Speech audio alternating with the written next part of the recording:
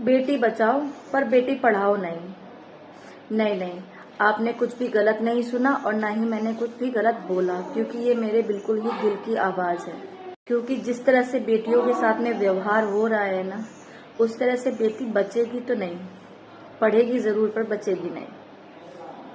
कितनी कोशिश करोगे आप, कितना लड़ोगे सिस्टम से। कैंडल मार्च निकाल रहे हैं, क्या करें हम लोग, डर लगता है। बेटी अपनी ड्यूटी करके सेमिनार रूम में थोड़ी देर के लिए रेस्ट करने का चली गई, बस वही उसके लिए काल बन गया। उसके साथ में इतनी बर्बरता, आंखों में चश्मे के शीशे घुस गए, गले की हड्डी तोड़ दी, गला दबा दिया ताकि उसकी आवाज़, उसकी चीख ना निकल पाए बाहर। सोचो कितनी कोशिश की होगी उसने अपने आप को बचाने की। क्या कहें, ना ही 3 महीने की बच्ची सलामत है, ना ही बूढ़ी महिला और ना ही जवान महिला, कोई भी नहीं। और उसके बाद में उस बेटी के माँ बाप को ये बोल दिया गया कि उसकी बेटी ने सुसाइड कर लिया।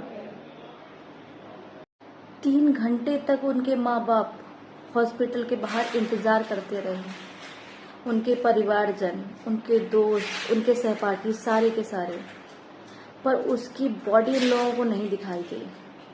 और दिखाया गया तो क्या, एक फोटो जिसमें वो बिना कपड़ों की थी, और वो भी इतनी बुरी हालत में। कुछ नहीं कह सकते। जबकि उस लड़की के बारे में यही सुना जा रहा है कि उसका व्यवहार लोगों के प्रति बहुत अच्छा था, लोगों की मदद करती थी और सिर्फ अपने आप तक ही सीमित थी। अब इसमें क्या कहोगे कि वो पढ़ी लिखी नहीं है, छोटे कपड़े पहन रखे थे, या उसका गलत आचरण था, या कुछ भी नहीं था, निर्दोष। उसके बावजूद उसके साथ में इतनी गंदी तरीके से बर्बरता।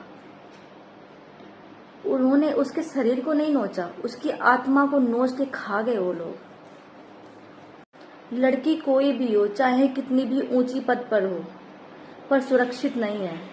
अभी हाल ही में मैंने एक एक्ट्रेस को कहते सुना था कि वो स्टेज की तरफ बढ़ रही थी तो उनको लगा कि उनके पीछे से कोई उनको खींच रहा है, छू रहा है गलत तरीके से।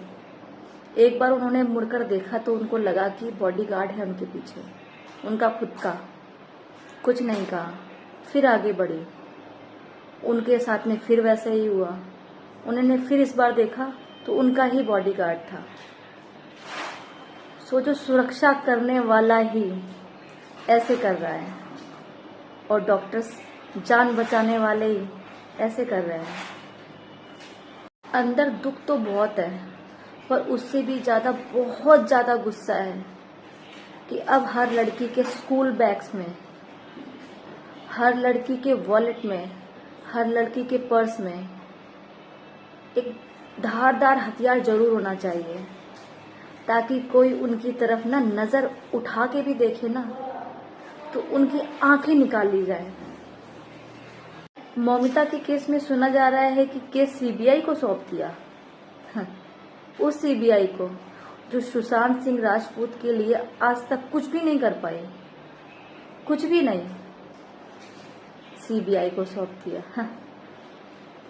मत सौंपो किसी को, नहीं चाहिए हमें न्याय। हमें बस इतना चाहिए, जो वो दोषी है ना, बस हमारे बीच में छोड़ दो। बाकी हम मिनट सेकंड नहीं लगेंगे, उनकी हड्डियां नहीं मिलेंगी। और अगर न्यायिक तरीके से लोग सोचते हैं कि सजा देनी चाहिए, तो मेरी मांग है कि जिस तरह से मौमिता के साथ में बर्बरता हुई है ना, जिस तरह से मौमिता को नोचा घसोटा गया है ना, बिल्कुल उससे भी ज्यादा, 100 गुना ज्यादा तरीके से उन लोगों को घसीटा जाए। आसान मौत नहीं चाहिए उनके लिए, आसान मौत उनकी सजा नहीं होगी। उनकी सजा वही होगी कि उनको 100 गुना ज्यादा तड़पाया जाए। और हद तो देखो, जिस कॉलेज, जिस हॉस्पिटल में ये वारदात हुई, वहां का जो सेमिनार रूम है ना, उसमें मरम्मत होने लग गई ताकि कोई भी एविडेंस ना मिले। एविडेंस को गुमराह करने के लिए मरम्मत भी शुरू कर दी और केस सीबीआई को पहुंच गया। अब क्यों नहीं उसको रिस्ट्रिक्शन जोन एरिया बना रहे हैं? क्यों क्यों वहां लोगों को एंट्री दे रहे हैं? मेरे दिमाग में ना 24 घंटे बस वही घूम रहा है।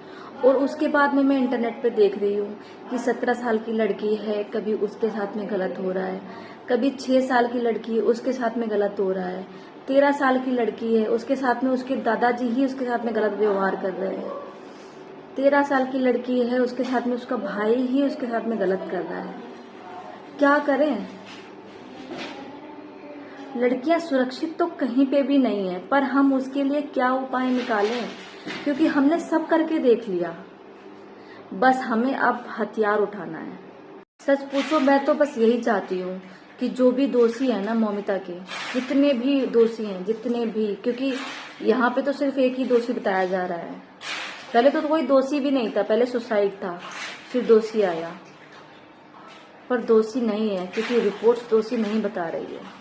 रिपोर्ट्स में आ रहा है कि दोषी कई सारे हैं। बस मेरी यही इच्छा है कि एक बार उन दोषियों को हमारे हाथ में सौंप दो।